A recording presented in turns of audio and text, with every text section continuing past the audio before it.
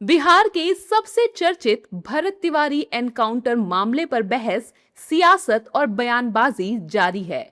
इस बीच भरत तिवारी की postmortem report भी आ गई है। पोस्टमार्टम रिपोर्ट के मुताबिक भरत तिवारी को कुल 5 गोलियां लगी थीं। पोस्टमार्टम रिपोर्ट सामने आने के बाद पुलिस की थ्योरी पर फिर सवाल खड़े होने लगे हैं। दरअसल भरत तिवारी के एनकाउंटर में मौत के बाद उनकी मां ने दावा किया था कि पुलिस ने शुरुआती तौर पर भरत तिवारी को 2-3 गोली लगने की बात कही थी। हालांकि अब जो पोस्टमार्टम रिपोर्ट में खुलासा हुआ, उससे भरत तिवारी की मां के मुताबिक पुलिस की कहानी बिल्कुल अलग है। पोस्टमार्टम रिपोर्ट के अनुसार भरत तिवारी को पुलिस एनकाउंटर में कुल 5 गोलियां लगी थीं।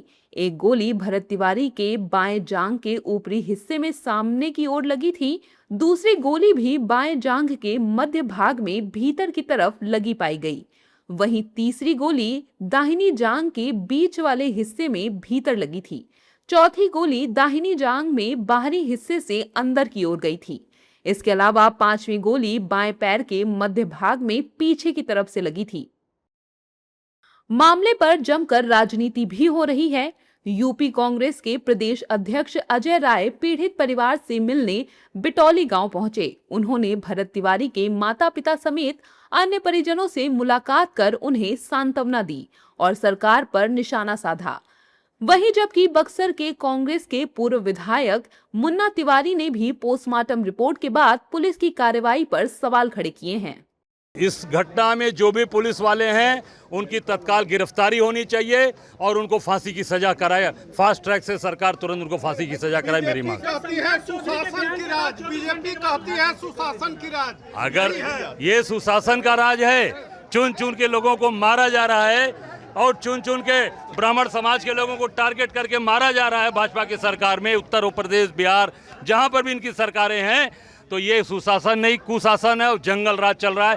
जंगल का राजा एक आदमी दिल्ली में बैठा वही राज कर रहा है। 3 गोली तो घटनास्थल पे ही लगी है उस लड़के को, और 2 गोली जो उसके प्राइवेट पार्ट में मारा गया है वो गाड़ी में मारा गया है।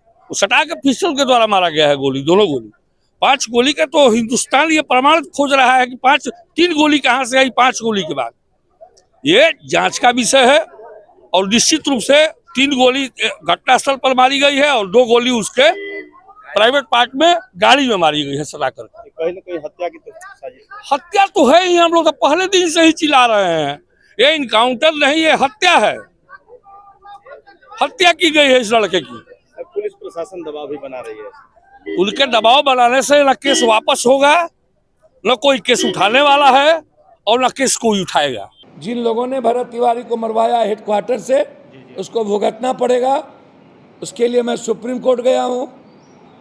रिशु सिन्हा श्रीवास्तव में आनंद किशोर हो, चाहे वो क्लीन चिट मिल जाए, चाहे धर्मेंद्र हो, चाहे संतोष मल हो, उसे जेल जाना ही पड़ेगा। और जिसने फोन करके या इनकाउंटर करवाना चाह रहा था, बाद में हेडक्वार्टर ने SIT भेज के मारा। गलत DSP और थानेदार को सस्पेंड किया गया है। हर परिस्थिति में जिसने हेडक्वार्टर में बैठ के मरवाया है उसको जेल जाना पड़ेगा। देखिए, पूर्ण रूप से इसमें सरकार का हाथ है। और जो सिटिंग जज की इंक्वायरी की बात करी है, सिटिंग जज की इंक्वायरी क्या होती है? सिटिंग जज तो भाई आपने सबने पता है, कोई MLC ले जाए, रिटायर्ड जज, कोई MLC बन जाएगा, कोई राज्यसभा चला जाएगा।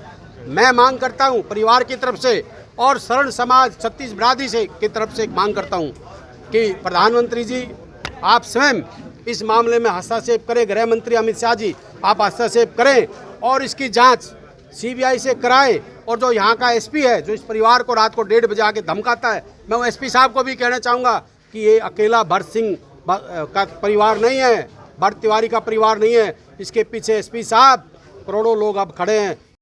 इधर भोजपुर जिले के शाहपुर प्रखंड के बिलौटी भरत तिवारी एनकाउंटर मामले में महापंचायत के संयोजक ने चेतावनी दी और कहा है कि आरोपी पुलिसकर्मियों की अगर गिरफ्तारी नहीं होती है तो 30 जून को एक बैठक के बाद विधानसभा का घेराव करने का काम किया जाएगा।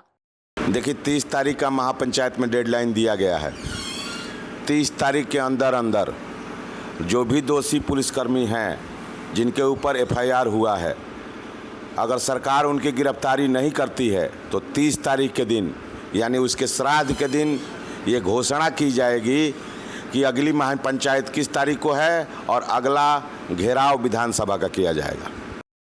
पोस्टमार्टम रिपोर्ट सामने आने के बाद भरत का परिवार नाराज है और कह रहे हैं कि ये सब बातें तो वो शुरू से कह रहे, अब रिपोर्ट से भी साफ हो गया है। जी ये तो मैं तो पहले ही से बता रहा था, हमारी पूरी जनता बता रही थी कि 5 गोली मारी गई है, और जहाँ तक कि पुलिस वाले झूठ बोल रहे थे। तो देख लीजिए रिपोर्ट के, मतलब जो भी है दूध का दूध और पानी का पानी हो चुका है। पुलिस वाले झूठ बोलते हैं। पुलिस बोल रहे थे कि 3 गोली वहाँ लगी है। नहीं, और ये 5 गोली कहाँ से है? गाड़ी में मारी गई है। बोल तो रहे हम लोग पहले से ही बोल रहे हैं, सच्चाई बता रहे हैं, लेकिन पुलिस वाले झूठ पे झूठ बोले जा रहे हैं। तो ये जनता हमारी बुर्बक थोड़ी ना है, नादान थोड़ी ना है, सब समझ रहा है। लेकिन ये छिपाने का, दबाने का प्रयास किया जा रहा था, लेकिन अब तो सब सामने आ चुका है। 5 गोली मारी गई है। तो आगे क्या मांग करते हैं? अब आगे फांसी दिया जाए, फांसी दिया जाए।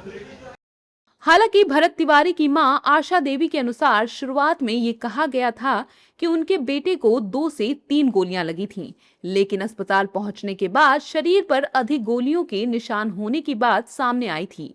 परिवार वाले शुरू से ही ज्यादा गोलियां लगने की बात कह रहे थे और पोस्टमार्टम रिपोर्ट के सामने आने के बाद माहौल गर्मा गया है।